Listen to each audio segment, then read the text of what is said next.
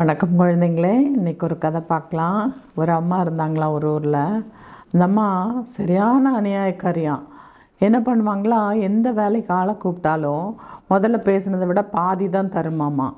தேங்காய் பறிக்கிற ஆளுகளை கூப்பிட்டுக்குமாமா. 50 பைசா ஒரு ஒரு தேங்காய்க்கு அப்படின்னு சொல்லி பேசிக்குமாமா.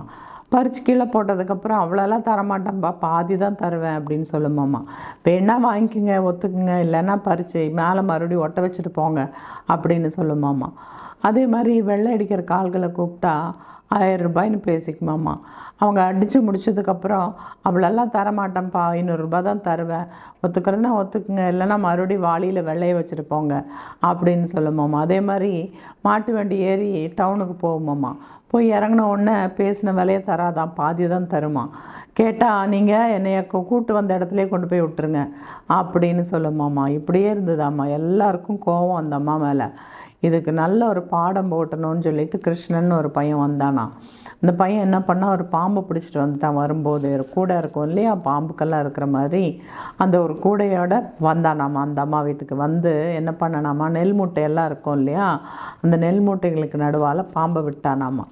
அப்புறம் அந்த அம்மா ஒரு நாள் கழித்து அந்த அம்மா கண்ணில் அந்த பாம்பு பட்டிருக்குது. யாரா இங்கே பாம்பு பிடிப்பாங்கன்னு தேடி வந்து கிருஷ்ணன் வீட்டுக்கிட்ட வந்து கூப்பிட்ருக்குது. கிருஷ்ணன், இந்த பாம்பு பிடிப்பீங்கள்ல நீங்கள், எனக்கு கொஞ்சம் வந்து எங்கள் வீட்டில் பாம்பு பார்த்தேன், நான் கொஞ்சம் வந்து பிடிச்சி கொடுங்க அப்படிங்கவும், சரி நான் வரேன்னு ஒத்துக்கிட்டானாமா. எவ்வளோப்பா வேணும் அப்படின்னு கேட்கவும், 10 ரூபா கொடுங்க அப்படின்னு சொன்னானாமா. சரின்னு சொல்லி 10 ரூபாய்க்கு பேசிக்கிச்சு இந்த அம்மா. சரின்னு பாம்பு பிடிச்சிட்டானாமா. பாம்பு பிடிச்சி கூண்டையில் அடைச்சிட்டானாமா.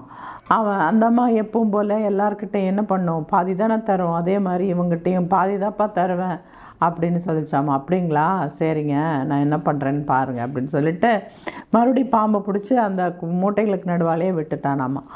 அப்போது இந்த அம்மா, என்னப்பா பண்ணுற நீ, ஏன்ப்பா இப்படி பண்ணுற, பாம்பு பிடிச்சிட்டு போக தானே உனக்கு கூப்பிட்டேன், நீ என்னப்பா இப்படி பண்ணுற அப்படின்னு சொல்லிச்சாமா. அதுக்கு அவன் வந்துட்டு, பாம்பு பிடிக்கிறதுக்கு தாங்க 10 ரூபா, நீங்கள் தான் அநியாயத்துக்கு மறுபடியும் அதுலேயும் பாதி கம்மி பண்ணி தர்றாங்கிறீங்க, அதனால தான் இப்போ மறுபடியும் திரும்பவும் பாம்பை உங்கள் மூட்டைகளுக்கு நடுவாலே விட்டுருக்குறேன், சரிப்பா நீ கொஞ்சம் தயவு செஞ்சு பிடிச்சிரு அந்த பாம்பை அப்படின்னுச்சாம்மா.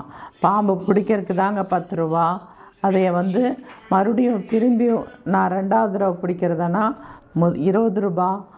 ஸோ 10, 20, 30 ரூபா நீங்கள் கொடுத்தீங்கன்னா தான் உங்களுக்கு நான் திரும்பவும் அந்த பாம்பு பிடிப்பேன் அப்படின்னு சொன்னானாமா.